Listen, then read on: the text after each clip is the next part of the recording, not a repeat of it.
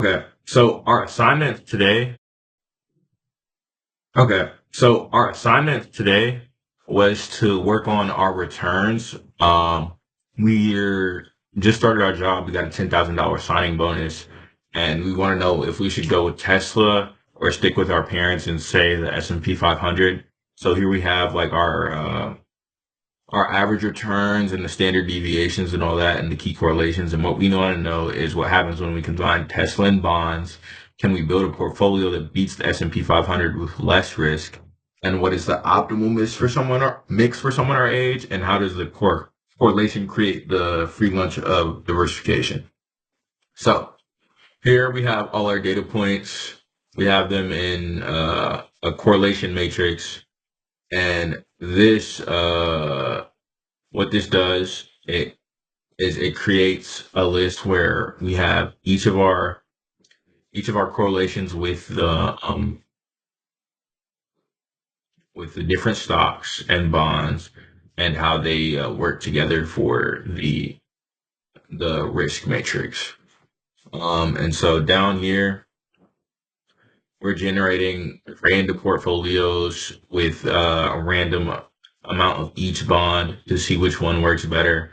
And so these are the weights of the portfolios, and all that means is like which one we think is better, or not better, but how like risky these are. All right. And so this just goes for the weight of each individual stock. And it goes through and it correlates the return and risk and the Sharpe ratio. And so that goes down through these. And then for our visualization, we analyze each of these. We analyze 10,000 random portfolios with the risk. And our efficiency frontier is what we use to actually determine how much risk each of these have and visualize it. And so that is provided. Oh my gosh, that is provided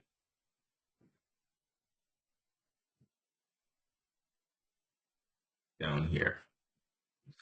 And so what this shows, this is like the risk of our bond. This is the portfolio risk versus the portfolio return. Um, S&P 500 is the SPY. And so there's not really much you can do to get this better return at less risk unless you're up here, right? So that's 0.15 portfolio risk and or point 0.12 portfolio return. So this quadrant right here, or this box right here, is where you want to be if you want less risk, more return. Really, this top corner, but we have that right here. And so the portfolio is 3215, and that has a risk of 0.09 and a return of 0.08. Um, and so we have Tesla weighted at 6%. We have Apple weighted at 6%. We have Johnson & Johnson rated at 4%. We have ExxonMobil rated at 14%. We have Bond rated at 27%. And then we have S&P 500 rated at 5%. And that's our best, that's the best, that's the best we can get for this. That's our best return rate for the investment. Best, and it answers our last question with, or one of our questions: can we build a portfolio with the S&P 500 with more return and less risk? And that's this portfolio right here. Um, but for the other questions, we have to look a bit deeper. So when we combined Tesla with our bonds, as you can see, Tesla and bonds are on two opposite sides of the risk and return spectrums. Tesla, a lot of risk, a lot of return. Bonds, a low risk, low return. And when we combine them, we end up on this line right here, which is our efficient frontier. And what that means is it's where we get the most bang for our buck, the most reward for our risk. And so combining our Tesla with our bonds gives us this efficient frontier. It means that we can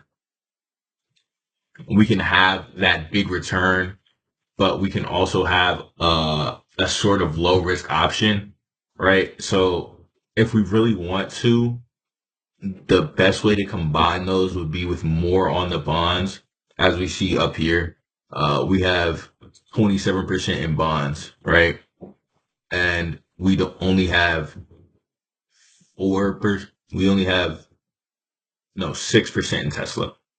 But if we were just doing bonds in Tesla, it'd be more like 70-30-ish in bonds. And, well, no.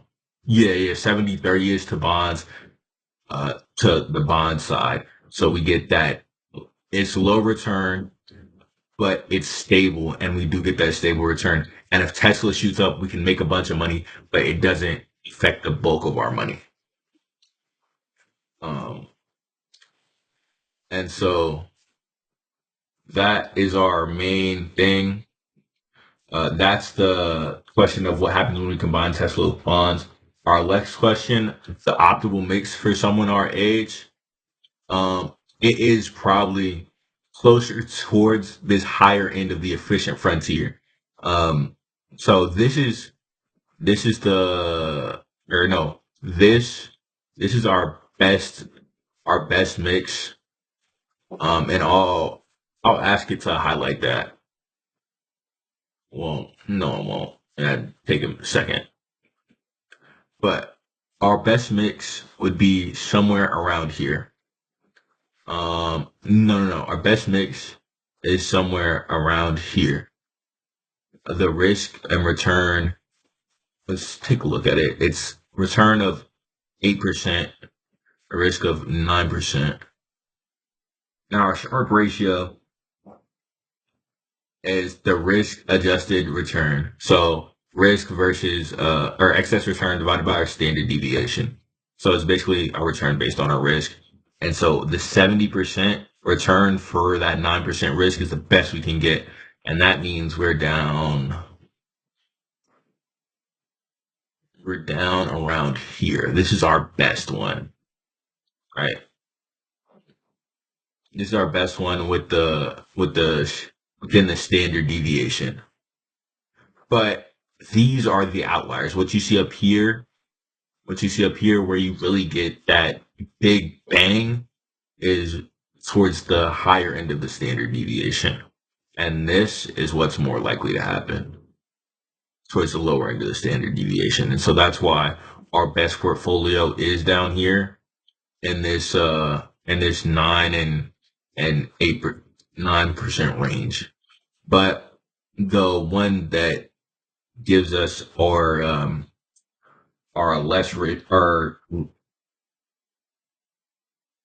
oh yeah, no. So we can't really, or yeah, no, we can't do that. Like I said before, this quadrant gives us the more return and less risk than the S&P 500. And for the last question, that free lunch aspect, it just means that, okay, so we're getting our decent return for bonds, and we're getting a good,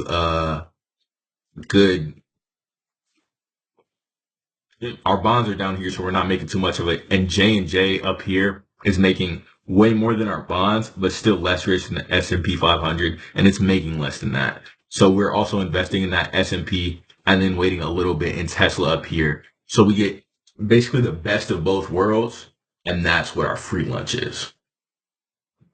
Thank you.